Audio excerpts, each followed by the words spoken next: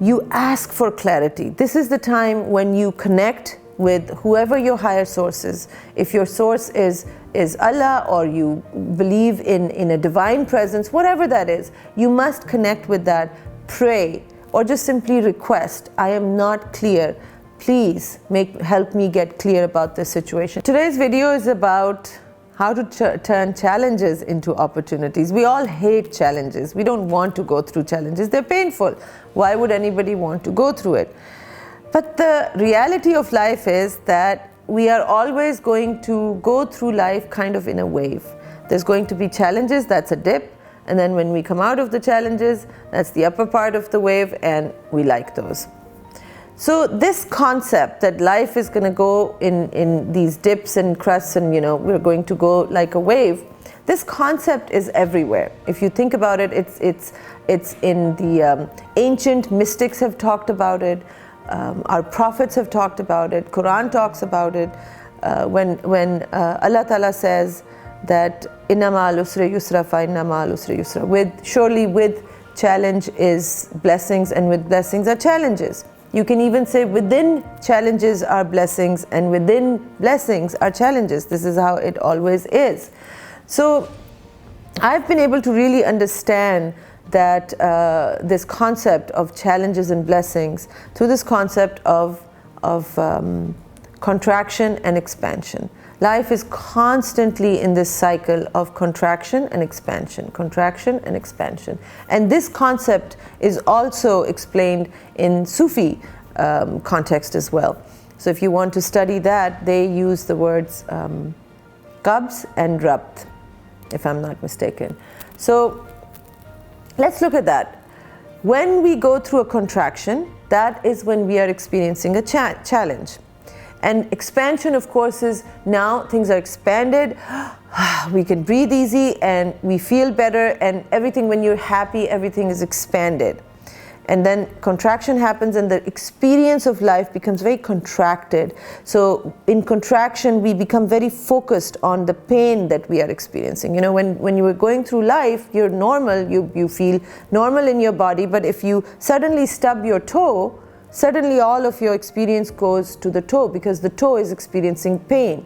The rest of the body is still healthy and working normal, but we're not aware of it. We're only aware of our toe because it's radiating pain. So that's kind of the nature of contraction. It gets contracted, our focus becomes, we have tunnel vision, we only look at whatever is causing us pain. This is life. It's going to happen again and again and again. So I'll share some tips with you on what to do when you are going through a contraction. So these are very important steps. I live my life according to these guidelines because, of course, as everybody else, I also go through cycles of contraction and expansion. But since I've done a lot of work on myself and I've used these tools that I'm going to share with you, the contractions are not as painful anymore. And it's mostly, I'm able to experience expansion for bigger periods of time. And sometimes I'm even able to experience expansion within the contraction. So I'll share the tools with you. The number one step when you're going through a contraction is to name it, recognize it. When you name it, it's very important, because now your brain realizes, oh, that's what I'm going through. It's not just some calamity that has happened and this is just, by chance and I don't know what to do, I'm helpless. The moment when you name it, you start recognizing, oh, this is that process that I learned about and I know what to do during this process. So number one, understand that you're going through a contraction. Very important. Number two, the rule is that when you're going through a contraction, be kind to yourself as much as you can, because this is a time when you're already experiencing pain of some kind, whether it's physical pain or it's emotional pain. You're already experiencing that. You don't want to add to that pain by now judging yourself or being self-critical or overdoing, overworking. What I typically do when I'm going through a contraction is, after I've recognized it, I try to do the things that I really enjoy. For example, if I am on a diet and I don't want to eat ice cream, but I love ice cream, this is the time where I would say, you know what, you're going through a contraction. You have earned yourself some ice cream.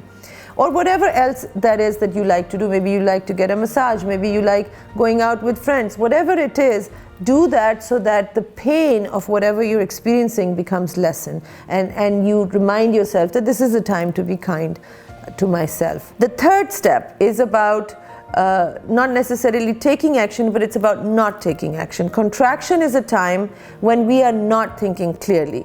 Usually there's a lot of confusion. We're not really understanding why this is happening to me. So this is not a time to take any kind of action or to take major decisions of life. Usually the opposite happens. When we are contracted, something happens, it triggered us, we are in pain, and now the ego demands immediate action, because what the ego wants is not to feel the pain and distraction from the pain. So action is typically a great way to distract from pain, but it's not a productive way, and it's going to actually sabotage us, and eventually it's going to create more pain. So very important, do not take action, avoid taking any major decisions as well. So if you have to take action, or if you have to take a decision during this time, then you don't have a choice.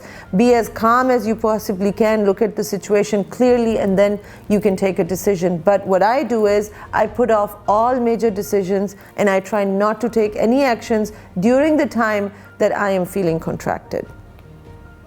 The fourth thing is that you ask for clarity. This is the time when you connect with whoever your higher source is. If your source is Allah, or you believe in a divine presence, whatever that is, you must connect with that, pray, or just simply request, I am not clear, please help me get clear about this situation, help relieve the situation, but also help me get clear, because I can promise you the situation is not going to relieve until you have clarity. That is the purpose of, one of the major purposes of contraction, is so that we can become more clear about our decisions, about our life, about something.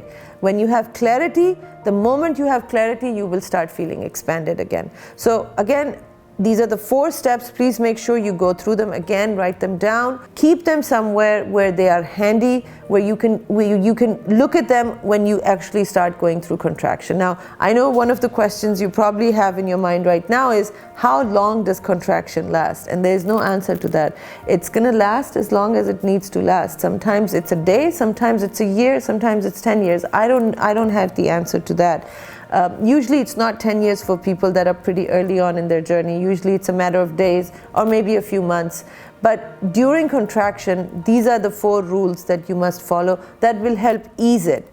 Now, when you're expanded, when you feel like, yes, the contraction is ended, you're going to have more clarity. You're certainly going to feel like the pressure has eased off. The situation might still be the same, but your internal situation is going to change. This is when you're happy, this is when you're excited, this is when you have energy. This is the time to take action, and take strong, decisive action, because now you're in flow, you've gotten the clarity.